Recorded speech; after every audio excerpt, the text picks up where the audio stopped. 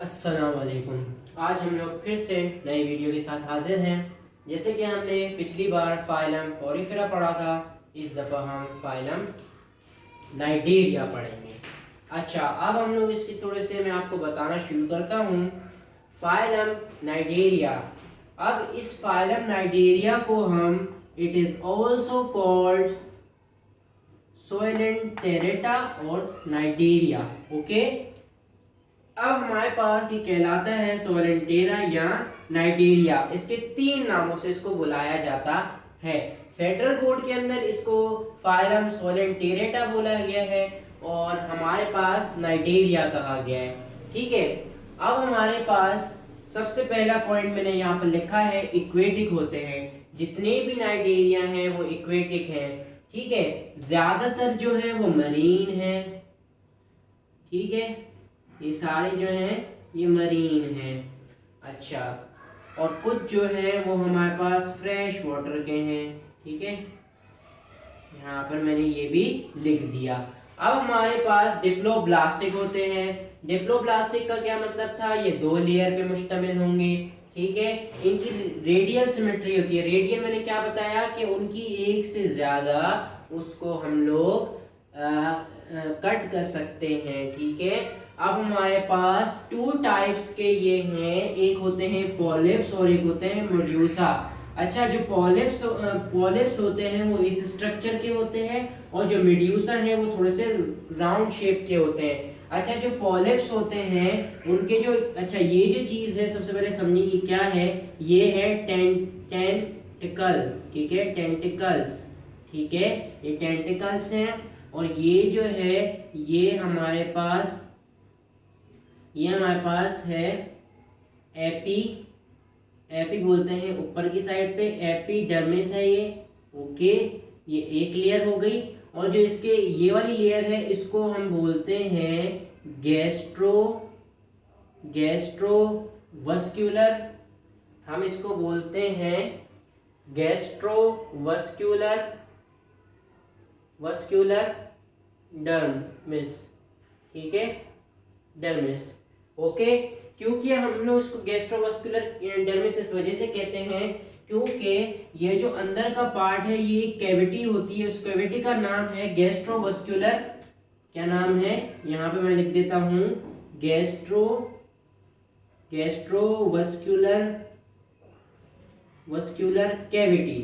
ठीक है, इसका नाम क्या है, गैस्ट्रोवस्कुलर कैविटी। अच्छा, अब हमारे पास यहाँ पर एक फ्लूइड फिल होता है। ठीक है, उस फ्लूइड का नाम है हमारे पास, ठीक है, क्या है, मीजोजेला नाम है। ठीक है, अच्छा, इसको हम लोग गैस्ट्रोवस्कुलर कैविटी भी कहते हैं और हम लोग इसको क्या बोलते हैं, क्या बोलते हैं, सोइलेंट टीरोन।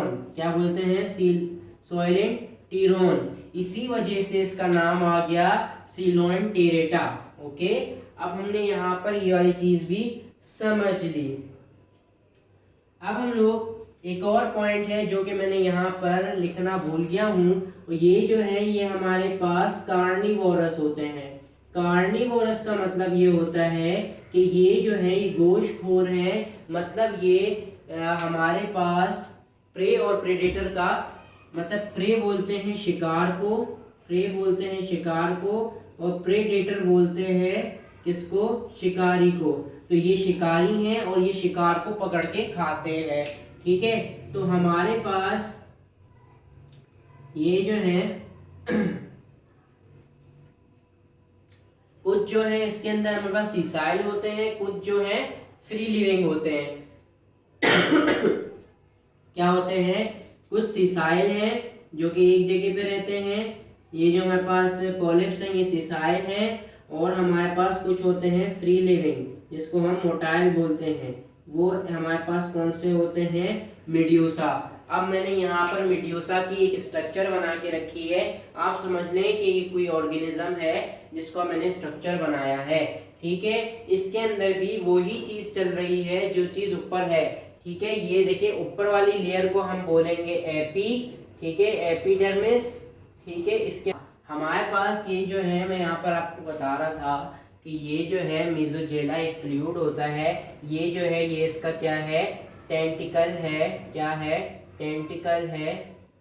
मैं इसकी साफ स्पेलिंग लिख देता हूँ, वो ज़्यादा बेहतर होगा ताकि आपको नज़र भी आए, ठीक है। तो इसका नाम है टेंटिकल, क्या नाम है, टेंटिकल। अच्छा, अब ये टेंटिकल हमारे पास कुछ मैं आपको ये बताता हूँ, पॉलिप्स जो होते हैं, पॉलिप्स के जो टेंटिकल्स होते हैं वो उसके अपवर्ड साइड पे होते हैं, और जो हमारे पास मेड्यूसा है उनके जो टेंटिकल्स हैं वो डाउनवर्ड है, उनके नीचे हैं। तो यही इन दोनों के दरमियान एक फ़र्क होता है। और यहाँ पर इनकी जो मेड्यूसा होते हैं उनके यहाँ पर माउथ होता है और इनका यहाँ पर माउथ होता है, ठीक है। ये माउथ इनका नीचे की साइड होता है और इनका जो माउथ है वो अपवर्ड साइड पे होता है। एक और हमारे पास इसका क्या आ गया, पॉइंट आ गया, ठीक है। अब हम लोगों ने सारी चीज़ें पढ़ ली हैं। अब हम लोग इसकी जाते हैं कि इसके अंदर एवोल्यूशनरी एडेप्टेशन क्या आई। तो मैं वो वाली चीज़ें यहाँ पर लिखना शुरू करता हूँ, उसके बाद मैं आपको ये समझाता हूँ, ओके। अच्छा, अब हम लोग यहाँ पर आते हैं सबसे पहले डाइजेशन के ऊपर।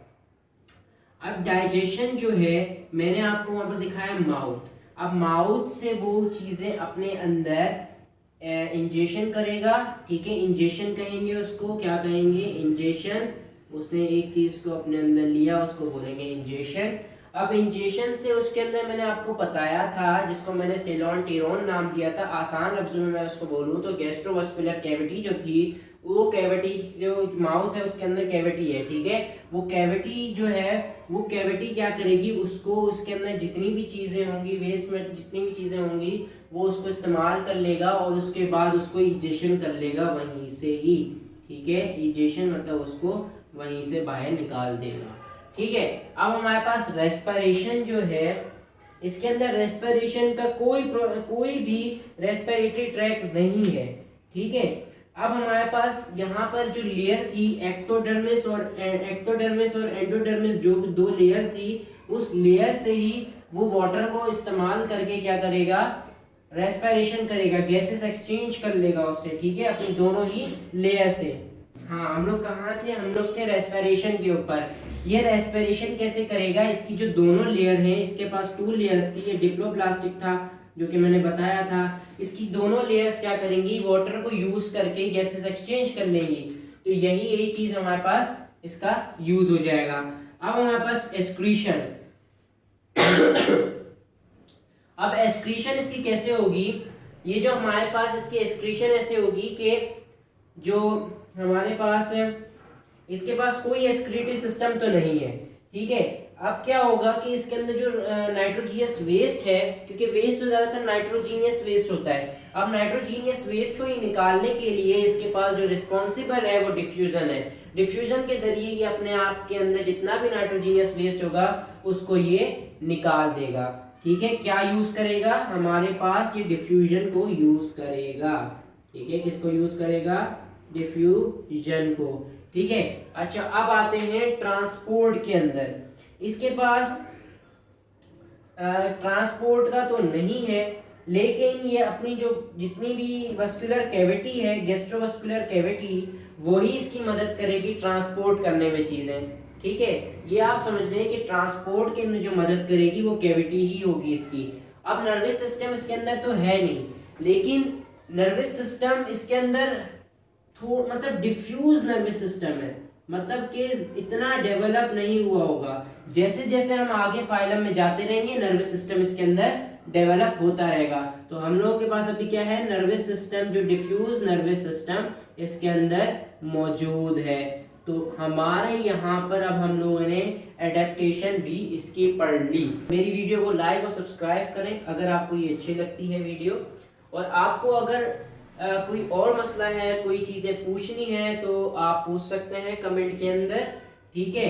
अब इसको मैं इतना डिटेल में अगर मैं यहाँ पर लिखना शुरू कर दूँ तो मेरे पास इतना बोर्ड बड़ा नहीं है, तो क्या होगा कि मुझे बार बार मिटाना पड़ जाएगा और इससे आप थोड़े से परेशान हो जाएंगे।